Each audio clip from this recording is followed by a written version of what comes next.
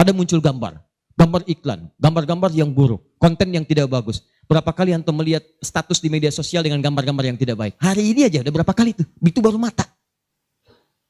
Itu baru mata. Dan yang paling celaka gambar itu kadang-kadang antum simpan di handphone, dimasukkan ke saku, dibawa sholat.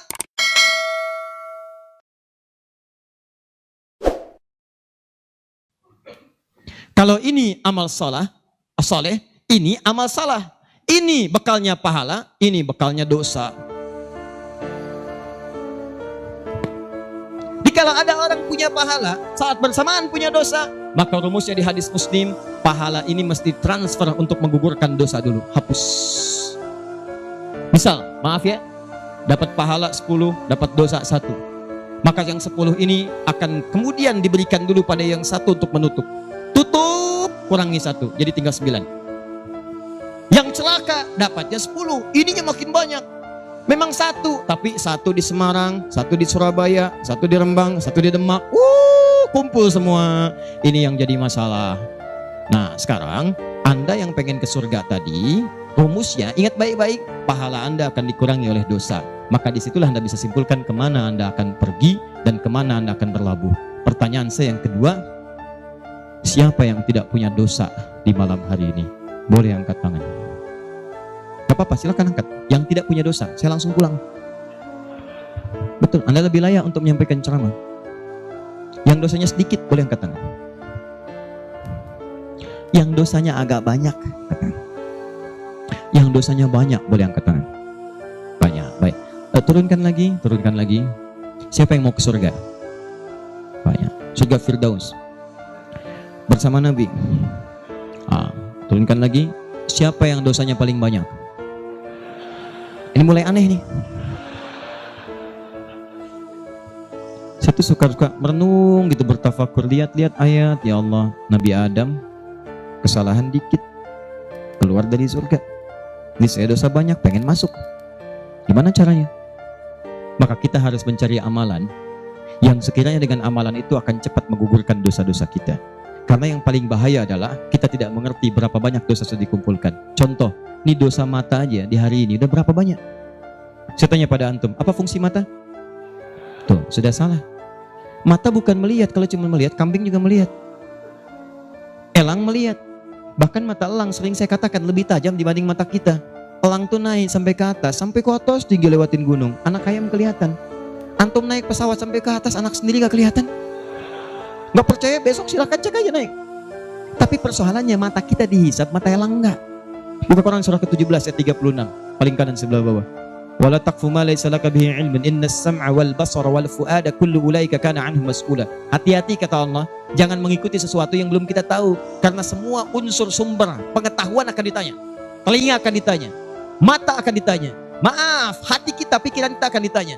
Karena ternyata, maaf, banyak dosa dikumpulkan lewat sumber-sumber informasi ini. Mata kata Allah, laki-laki, Quran surah 24 ayat 30, perempuan ayat 31. Katakan pada laki-laki yang beriman, kullil mu'minina yaghuddu min absarihim. Katakan pada pria-pria beriman, mata kalian hanya boleh dipakai untuk yang baik-baik saja. Yang tidak baik, palingkan.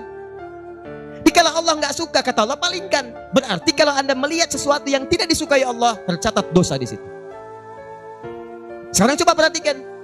Berapa banyak dalam kehidupan baru bangun dah salah lihat. Astagfirullah, bangun lihat handphone. Begitu dibuka cek status WhatsApp. Begitu yang dilihat siapa? Profil seorang. Ada muncul gambar iklan, gambar-gambar yang buruk, konten yang tidak bagus. Berapa kali antum melihat status di media sosial dengan gambar-gambar yang tidak baik? Hari ini aja udah berapa kali tuh? Itu baru mata. Itu baru mata. Dan yang paling celaka gambar itu kadang-kadang antum simpan di handphone, dimasukkan ke saku, dibawa sholat. Coba ketika antum sholat tuh, bawa handphone antum, terkumpul berapa banyak yang kotor di situ. Gambar-gambar yang tidak bagus, konten yang buruk dimasukin. Saat yang bersamaan, enak aja antum minta kepada Allah. Rabbighfirli, warhamni, wajiburni, warfa'ni, warzuqni.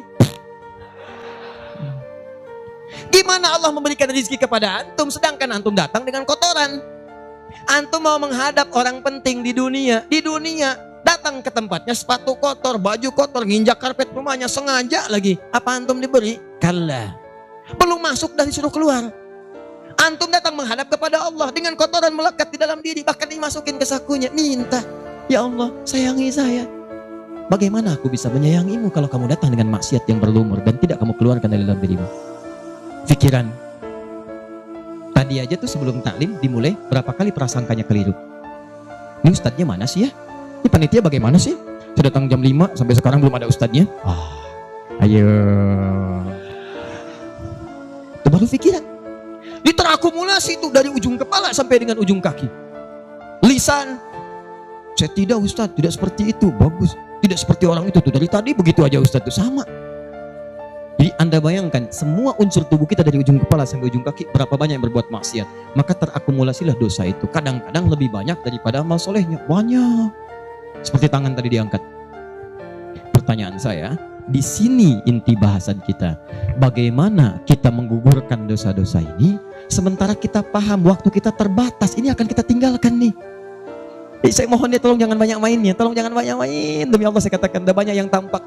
Ada yang digulung ombak. Sebabnya macam-macam. Gak ada ombak pun meninggal juga. Ada yang kena gempa. Dipertontonkan di hadapan kita untuk memberikan tanda. Hari ini mereka, besok kamu. Hari ini kita antarkan orang lain ke alam kubur. Besok Anda akan diantarkan untuk masuk ke penginapan berikutnya. Maka mohon maaf, jangan banyak bercanda di sini. Ada alam setelahnya. Nah persoalannya yang di sini nggak dibawa, ini yang kita bawa nih. Cuman 2. Kalau nggak bawa pahala, bawa dosa. Maka sebelum kita pindah ke sini, gugurkan dulu. Karena kalau sudah pindah ke sini, tidak ada kesempatan yang kedua untuk menggugurkan ini yang telah banyak terkumpul saat di dunia. Nah karena waktu kita terbatas, kita tidak tahu kapan akan pulang.